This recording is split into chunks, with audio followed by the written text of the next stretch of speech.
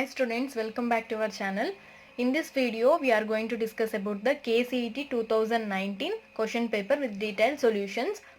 This is a special video for our Karnataka CET students who are going to attend this KCET this year, that is in the 2020. By understanding this previous question papers easily, it will make you to get the quick revision of your KCET preparations. Now here I have taken 10 questions of the previous year 2019 question paper for our first video. Now let's start with the questions. Now the first question was the vitamin that helps in clotting of blood is, they are given the options, that is B2, K, A and C. That is the correct option is B, that is K. Here it is very easy and direct question also. Here the vitamin K will help in the clotting of the blood. This is very easy. Now coming to the second question. Now the polymer containing 5 methylene groups in its repeating units. They have given the option A is Dacron, B is Bakelite, C is nylon 66 and D is nylon 6. Here they have given the question that the polymer containing 5 methylene groups in its repeating units. Now coming to the structure of this Dacron, now you can see there are only 2 methylene groups. Coming to the bakelite, there are no methylene groups. Now nylon 66, there are also no 5 methylene groups more than that are present. Here you can observe that is CH2 4 and CH2 6. This is also not possible. So these are not possible. So the answer for this is nylon 6. Now let's see the structure of this nylon 6. That is NH.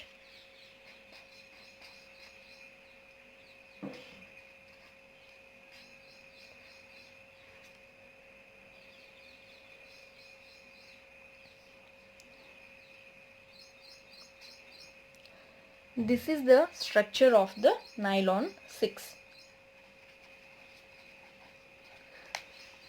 Now here you can see is a NH and here is a CH2, here is CH2 and CH2, CH2, CH2.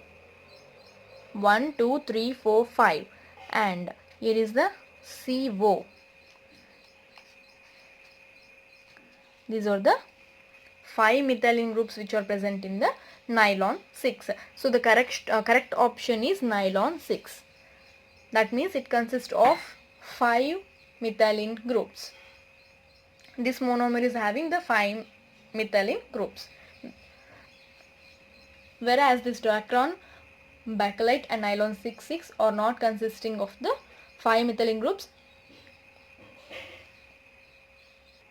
And now the third question is, cis-1,4 polyisoprene is called as, first option they have given as Bunas S and B is natural rubber, C is Buna N and D is neoprene.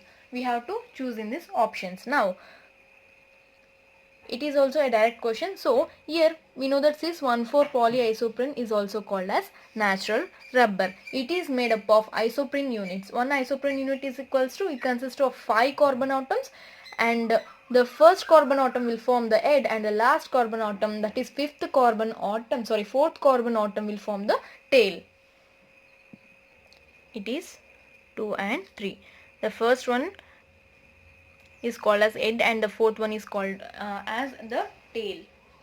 Now it is 2-methyl-1,3-butadiene. That is, in the second position it is methyl and in the one and third position we are having butadiene. That is 1, 2, 3, 4 methane, ethane, propane, butane, that is butadiene. So this cis-1,4 polyisoprene is also called as natural rubber. This is the natural rubber. This is only one unit. Several units are joined here. So the chain continues like this. So the correct answer is natural rubber. Now coming to the fourth question. That is, which cleaning agents gets precipitated in odd water? The question is, which cleaning agents get precipitated in odd water? The correct answer for this is sodium stearate. We know that the odd water consists of Ca2 plus and Mg2 plus ions. See, let's see this reaction, that is the sodium stearate. Let's take the sodium stearate, that is C17H35COONa. When the Ca2 plus, that is it is precipitated with the, that is when it is reacted with the odd water, here 2C17H35COONa plus Ca2 plus, it will give rise to C17H35COO twice Ca plus 2 Na plus. It is the sodium stearate. See, which cleaning agents get precipitated in odd water when sodium stearate is reacted with the Ca2 plus ions, that is odd water consists of Ca2 plus and Mg2 plus ions. When it is reacted, it will form a precipitate. So the correct answer is sodium stearate. That is, soaps cannot be used in the odd water. Odd water contains Ca2 plus and Mg2 plus ions which react with the soaps to form a precipitate, or an insoluble scum is formed. Now coming to the fifth question, that is antihistamine among the following is, the options are like this. The first one is amoxicillin and the B option is chloroxylenol and C is brompheniramine and D is morphine. See, first of all we have to understand what is histamine here. Here certain substances which are called as antigens which are formed from the food and environment cause allergy due to the release of the histamine.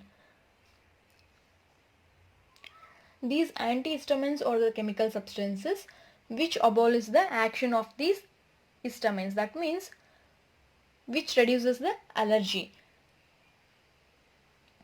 These antihistamines abolish the action of histamine released in the body and prevent the allergic reactions.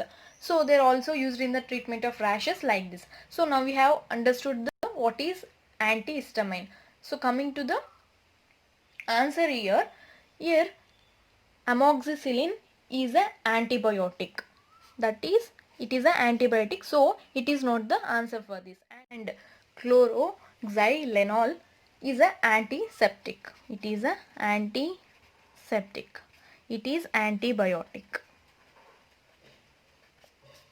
And this morphine is a narcotic analgesics. So the correct answer is this brompheniramine. This is also a direct question. So it is very easy. That is brompheniramine is the answer for this one. That is antihistamine is brompheniramine. This brompheniramine abolishes the action of the histamine and released in the body and prevent the allergic reactions. Now coming to the sixth question.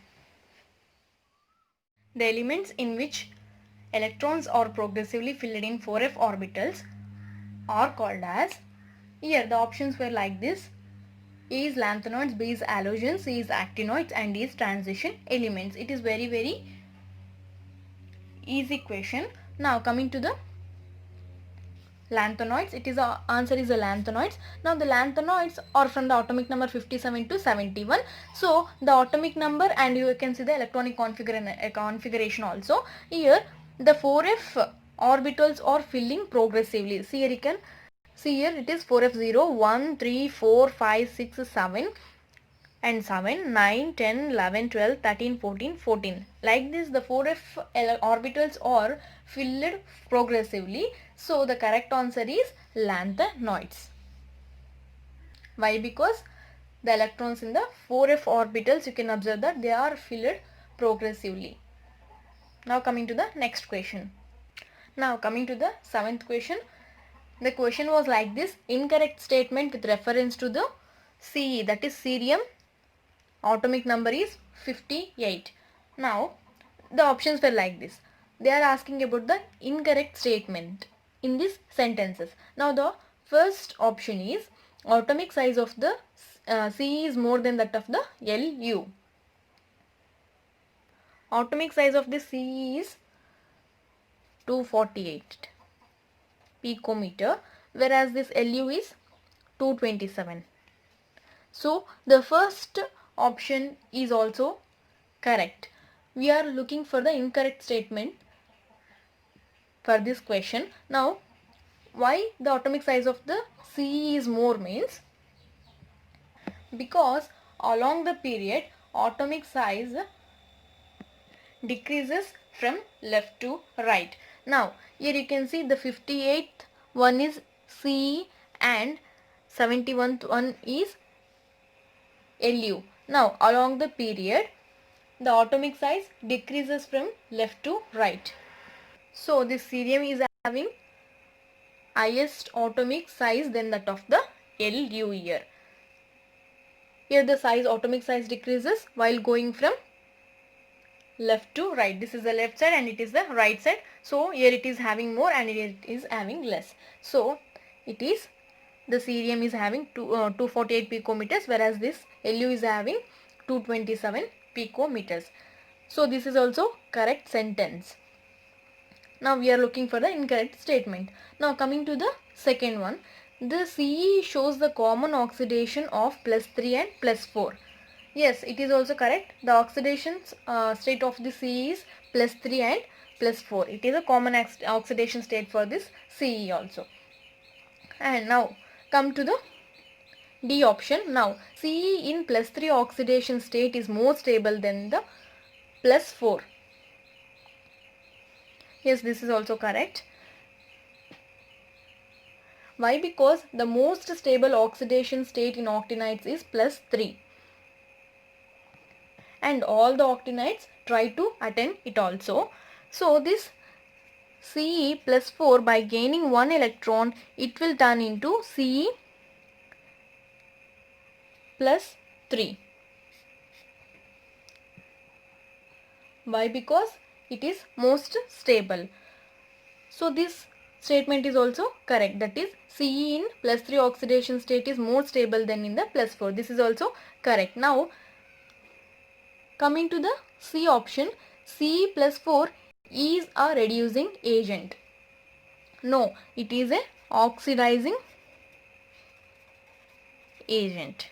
Why? Because it gains one electrons. That means I have already said that for the octanides +3's oxidation state is very stable. So by gaining one electron it will turn into +3. So it is not a reducing agent. It is an oxidizing agent. The incorrect statement with reference to this Ce is the option C, that is Ce +4 is a reducing agent, is wrong. Why? Because it is an oxidizing agent. This is about the 7th question. And coming to the 8th question now. The mixture of NaCl and K2Cr2O7 is heated with concentrated H2SO4. First understand it. The mixture of NaCl, K2Cr2O7 and also concentrated H2SO4 were heated. What will be formed means red vapors are formed here. Which of the following statement is false? They are asking about which of the following statement is false. Now let's see the reaction between this NaCl, K2Cr2O7 and also concentrated H2SO4. So let's take this K2Cr2O7 and 4 NaCl and 6 H2SO4. It will give rise to 2 Cr2, that is 2 CrO2Cl2 plus 2 KHSO4 plus 4 NaHSO4 plus 3 H2O. These are the red, deep red vapors. This mixture of NaCl and Cr2O7 and concentrated H2SO4 will give rise to deep red vapors. That is deep red vapors or Cr2, that is CrO2Cl2. These are the deep red vapors. They are asking which of the statement is false in regarding to this question. The options were like this. The A option is the vapors contain CrO2, Cl2 and Cl2. B is the vapors when passed to lead acetate in acetic acid gives a yellow precipitate. And the C option, the vapors give a yellow solution with NaOH. And D option is the vapors contain CrO2, Cl2 only. Now look at this D option, the vapors contain CrO2, Cl2 only. This is also correct. Why? Because here CrO2, Cl2, the vapor consisting of only CrO2 and Cl2. So it is correct one. We are looking for the incorrect statement, which is the statement is false. Now coming to this, the vapors give a yellow solution with sodium hydroxide. When these red vapors, when reacted with the sodium hydroxide, they should give a yellow solution. Let's check whether it is correct or not. See, take this deep red vapors, that is CrO2, Cl2, and when it is reacted with the sodium hydroxide, let's take OH minus, that is 4OH minus, it will give rise to CrO4 2 minus plus 2Cl minus plus 2H2O.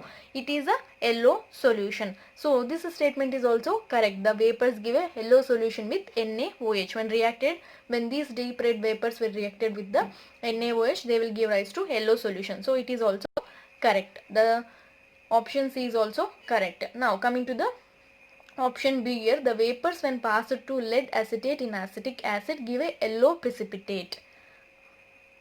Now the vapors when passed to lead acetate, when these vapors, that is CrO4 2 minus, when passed to lead acetate, let's take lead, that is Pb plus 2, when it is reacted we will get PbCrO4, that is lead chromate. It should form a yellow precipitate. It is lead chromate is a yellow precipitate. So the vapors when passed to lead acetate in acetic acid gives yellow precipitate. Hence this is also correct. These are also giving yellow precipitate. So it is also correct. So the option is the vapors containing CrO2, Cl2 and the vapors contain CrO2, Cl2 and Cl2. So these vapors are not consisting of CrO2, Cl2 and Cl2. So this is the false statement. So answer is option A, that is vapors contain CrO2, Cl2 and Cl2 is the false statement in this. Why? Because the vapors does not consist CrO2, Cl2 and Cl2. You can observe in the reaction. This is about the 8th question. Now coming to the 9th question, the question was like this: which of the following statement is wrong? Now let's see the options. The A is metals in highest oxidation states are more stable in oxides than in fluorides. This is also correct statement. We are looking for the incorrect statement here. And C option was like this: in highest oxidation states the transition metal shows acidic character.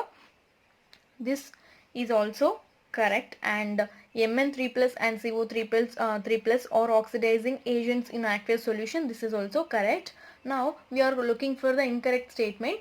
See, the B is the incorrect statement and it is the correct option for this. All elements of 3D series exhibit variable oxidation states.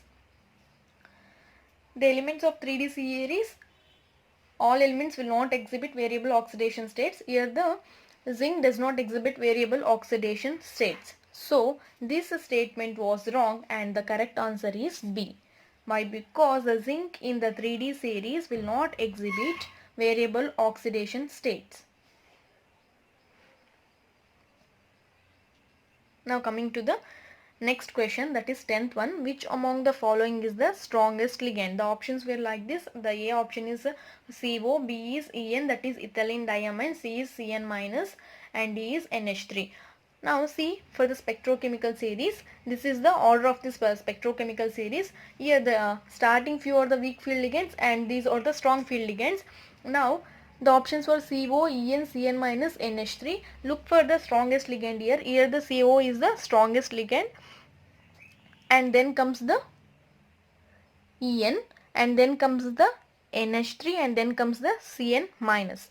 So the strongest ligand among these the 4 is CO. The correct answer is cobalt according to the spectrochemical series. This is about the 10 questions of previous 2019 KCET paper. This will help for your revision.